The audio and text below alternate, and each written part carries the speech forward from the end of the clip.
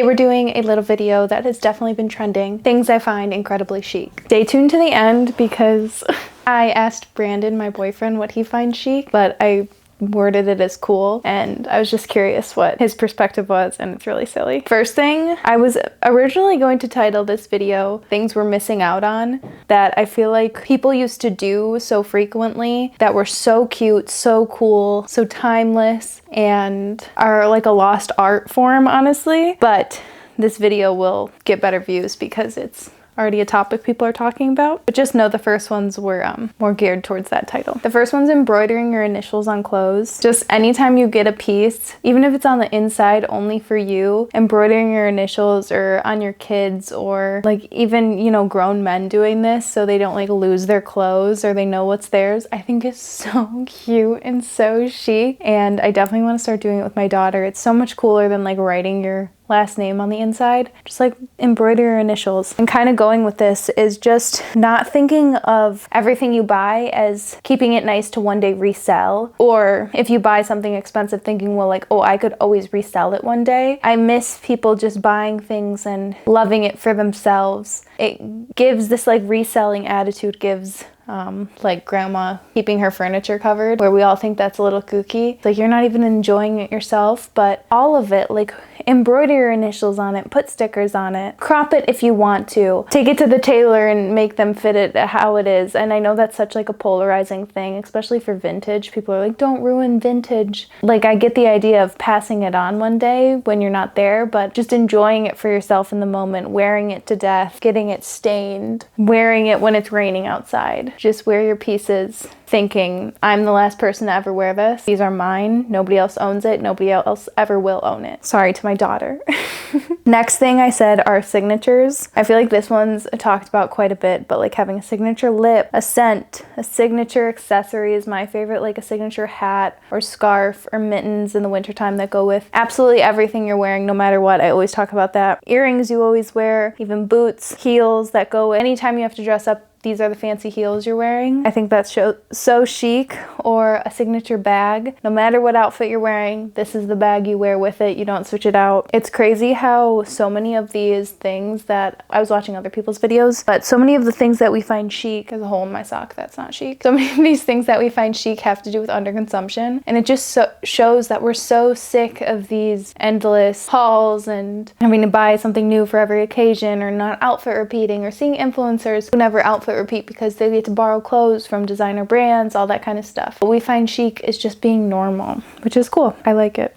Maybe some people see it as sad, but who cares? It feels like it's a movement in the right direction. Same kind of idea is when somebody's bag and shoe don't match. Again, this just feels so much more lived in, which is what I find chic. Matching a shoe and a bag when they're both black, brown sometimes, because then it's like you have two of the same color brown. That's fine. And I still think that looks good, but when you have like a butter yellow purse and you match it with a butter yellow shoe, or if you have a silver purse and you're matching it with a silver shoe, that's like not my favorite. I'll honestly like not even look at it. But if you're wearing a butter yellow purse and a burgundy shoe, if you're wearing a silver purse and even a black shoe, I always say this in my Index lookbooks. I do personal styling on the app Index, and I always say you need to coordinate your shoe and bag, not match them. And it's like one of my favorite things. A lot of these I don't do also, so I don't want you guys to think it's just me like tooting my own horn, but some of them it's very easy to implement. Not matching your shoe and bag is so easy to implement in your everyday styling, but others it's really a lifestyle choice where you're either born with the chicness or you're not. I don't think I am, and that's okay. Next thing is something that I do, and that's bringing a ceramic mug in public. If you're going to walk the dog in the morning, or go to the park with your toddler, or like school drop off even, or I don't know, like going to the park and just bringing your drink in a ceramic mug. Is it practical? No. But I will say, because I drive a minivan and it's the most practical car in the world, I literally adore it. All the cup holders, first of all, couldn't fit like biggest Stanley or biggest water bottle ever, the biggest big gulp, or they also have like a cutout for a mug. My boyfriend's car, he drives, I'm sorry if you can hear that, he's cutting wood outside. Please. I'm not saying anything nice about him, never mind. He drives like a 2007, what is it?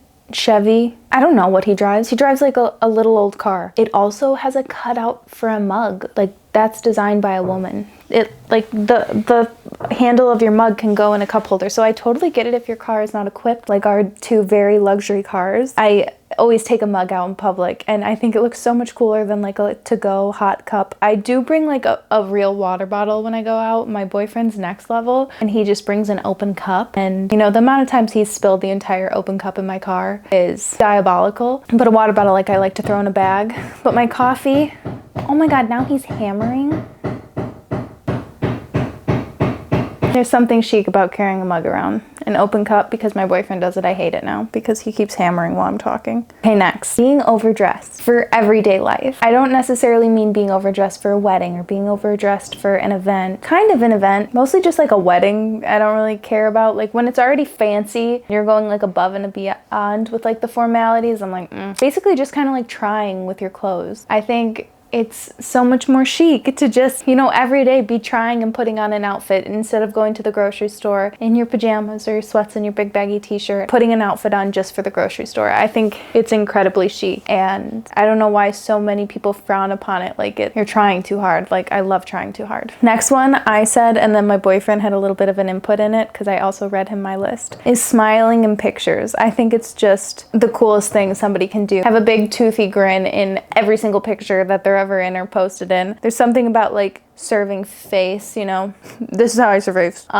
It does nothing for me. I think nothing of the photo, but somebody who is just like what Brandon said is facial expressions, expressive and shows different emotions. It's the coolest thing you can do. Next is painted nails, but specifically a color. I love it when nails and nail polish doesn't go with every outfit. Obviously like a nude and French tip is fine. That's not what I find cool. I find it so much more chic to have a color on your nails and like wear something colorful, even if like, I don't know, I don't think I'm that colorful of a dresser, but when I have like a blue nail polish on or a pink or a red and I'm wearing one other color in my outfit, I just think it looks really cool. Next thing is not having social media. Again, like I'm not going to be able to follow all these. I'm not saying them about myself, and you don't have to follow all of them. But truly, the people with the best sense of style and the best fashion don't have social media. And I stand by that. Next is never wearing white socks. Do I have majority white socks? Yes, and I mostly wear them, and I feel like I'll even use them in like my styling, like, oh, I want a little white tube sock with this outfit. But just having like a gray or a black or a blue or a red or even a pattern just takes that look to like the next level. And it doesn't even have to be kooky. Like literally just like a heather gray sock instead of a white. So much more like luxurious and chic. We're gonna say that word 1,000 times in this video because that's the title, but it's just better. Okay, then I asked Brandon what his were, and if this doesn't give like high school man teacher, I don't know what does, which is so funny because Brandon's literally a substitute teacher. My mic and my camera died, so this is how we're ending the video. He said when people listen. When people look you in the eyes and really listen. The next one he said when people are respectful. And then the last one he said when people try. He thinks trying is cool. But yeah, let me know in the comments what you guys think is chic or cool or what we're missing out on, whatever you want to title this video. Thank you so much for watching. I feel like this is like totally acceptable to film. Like, let me know if you're okay with the iPhone quality and the little headphone, because I feel like I could do more videos like this. There's something much more like comfortable and natural about it, but let me know. I love you guys the absolute most, and I'll see you in a few days. Bye.